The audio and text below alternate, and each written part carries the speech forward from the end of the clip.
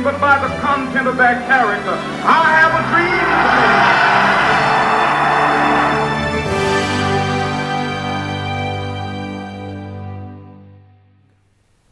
The Americans for Democratic Action Education Fund was founded in 1947 by Eleanor Roosevelt, Hubert Humphrey, John Kenneth Galbraith, and Walter Reuther.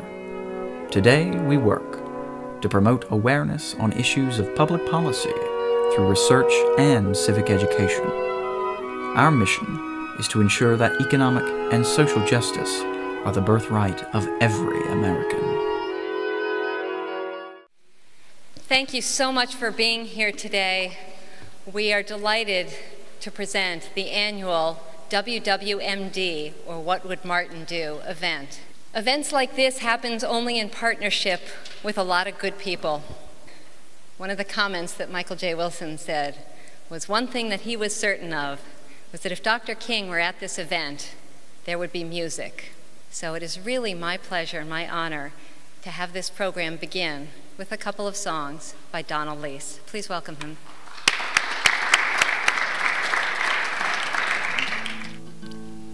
Dark days may lie ahead, steep and thorny the paths we tread.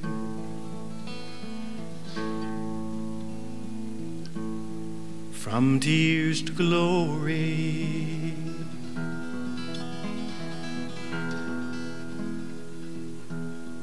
teach the children the stories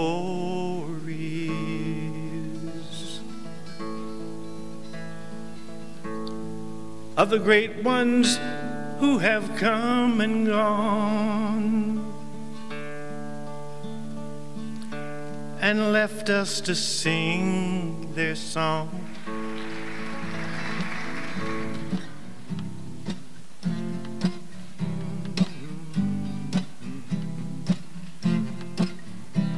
Don't keep your good things locked inside you. Go out, give it to the world. Show everybody your heart is open wide. Go out, give it to the world. Give it to the world. Give it to the world. Whoa, whoa. If you got something and it's good, go out, give it to the world.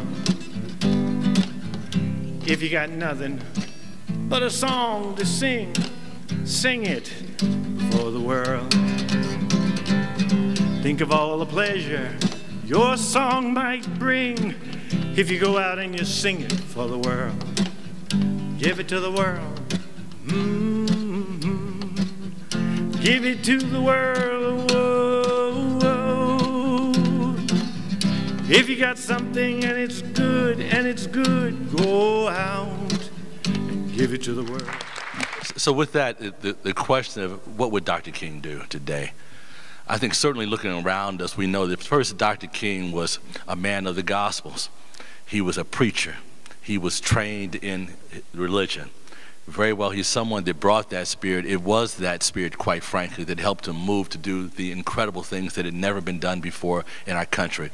We talk about programs of being able to educate our children. We've watched what's happened with Title I and the struggles to be able to make sure that even our public schools have what they need. But understanding in this day and age, if you don't have the resources to go to college and to go beyond, you're not going to do very much in our society. I think Dr. King would have understood and talked about how it is that it's taken so long to increase funding for important programs like the Pell Grant program. That under this administration, however, I think a glimmer of hope would have been in his eyes, and the thought that maybe they heard me. And as we talk about health care for all Americans, then a basic tenet of his Judeo-Christian background, making sure that everyone has health care, you take care of me when I'm sick. But the fight that we had to have, and then the ugliness that came out of that fight in our country, went against two very important tenets of Dr. King. So as we talk about those issues, I think Dr. King on one hand would be really disappointed that we've missed the points in so many places, but I think in many ways Dr. King would find hope in what we've done so far. that 2 years ago we proved that as a nation we could move beyond the color of one's skin and vote for them because of the content of their character, and we sent for the first time an African-American family to the White House. He would first remember that he was an unadorned civil servant, a servant of the people. And as a servant of the people, he promised to serve wherever opposed people needed his voice to speak out or his support to act on their behalf. He would then recall that he had traveled to Memphis, Tennessee to campaign for support of the strike for sanitation workers, looking for those things that we continue to look for today: job safety, better wages and benefits, and union recognition. It is the time to seek common ground and build upon the solid belief of the founding fathers of this country that all men and women are deemed equal and entitled to the inalienable rights of freedom. What would Martin do? Well, at 82, I think that he would probably log on to his website, www.wwmd.com, and he would send his blog. Today's title will probably be, "I Still Have a Dream." It's good to be with you, and panels can have surprises, new friends and reunion of old friends. Kathleen, very old and great friend. From my point of view, at 84 years, you're very young. When Don Leese was giving us song and music, I remember the first time I heard Harry Belafonte sing "Where Is My Friend Abraham?" How many of you heard him lead the singing of that? It was "Where is my friend Abraham?"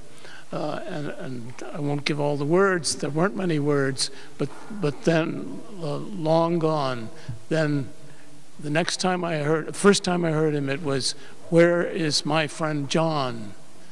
And the next time I heard him sing it, it was "Where is my friend Abraham?"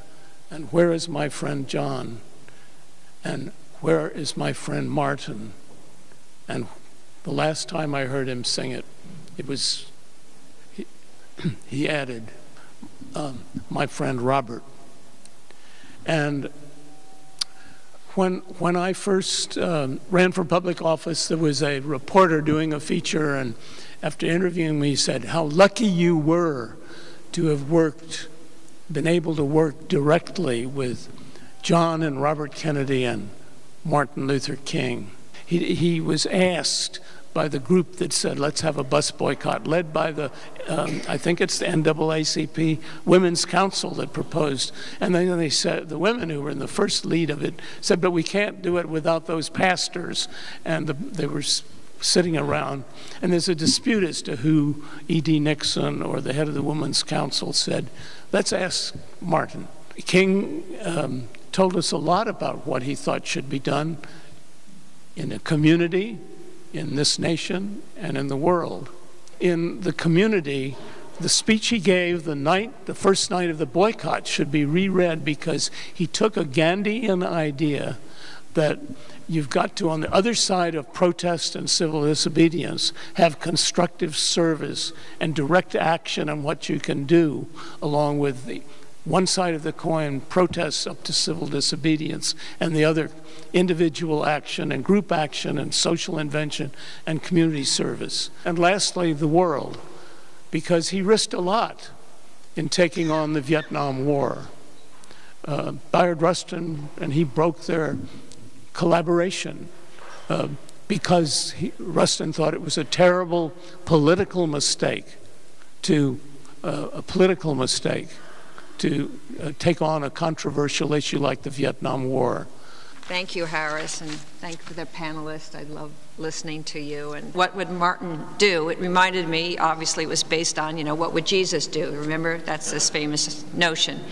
And I realized that question is always answered by what you think you should do. I mean, really, who knows what Martin Luther King would do? I mean, Martin Luther King was a great leader, and he was a visionary leader, it seems to me, and I wish we had his vision, but I have to admit, I'm going to tell you what I think should be done, because I think it's hard to say what a leader who was such a visionary would do. And I say this because my mother would never let any of my brothers and sisters say what my father would do, because he said, "You don't know. Who are you to say?" So he was always willing to push the envelope, to push people further, to push them beyond their comfort zone. And so the question is, do we push ourselves where we're not comfortable? Are we willing to listen to things that we're not comfortable with? One of my favorite ideas from Martin Luther King, and I'm going to quote this, I actually looked it up because I love it so much. He said, "For some strange reason, I can never be what I ought to be until you are what you ought to be. You can never be what you ought to be until I am what I ought to be." Now that is a stunning statement about human beings and a country and a community, and how we are interrelated to one another, and how we are dependent upon one another, and how our being fulfillment of happiness comes from how each of us does well. Now, if we really believed that we're related to one another, and that our well-being is caught up in your well-being, we would not tolerate the idea that 1 million people can die of guns. We just wouldn't do it. We wouldn't allow. It's pretty straightforward, which means you have to go out into the districts, you have to go register people, you got to use the new technologies to get them to the polls, you got to get them to know what's going on, whether it's the repeal of health care, or whether it's a fair tax system, or whether you're going to have make sure that there's an excellent education system. I mean, you got to organize, organize, organize, and get people to vote. To be asked to speak on what would Martin do, I think the best summation of Martin's teachings may be from the World House chapter of that book, Where Do We Go From Here, Chaos or Community. He may well have regarded the World House as his most important single speech or essay. Some of us may not ever have heard of it. We certainly know I Have a Dream. We know the letter from Birmingham jail. But this work is relatively unknown. And in that, he calls us, number one, to transcend tribe, race, class, nation, and religion, to embrace the vision of a world house. Number two, to eradicate at home and globally the triple evils of racism, poverty, and militarism. Number three, to curb excessive materialism and shift from a thing-oriented society to a people-oriented society. We shall overcome.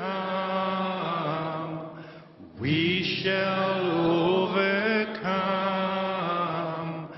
We shall overcome someday. Oh, deep in my heart, I do believe that we shall overcome someday.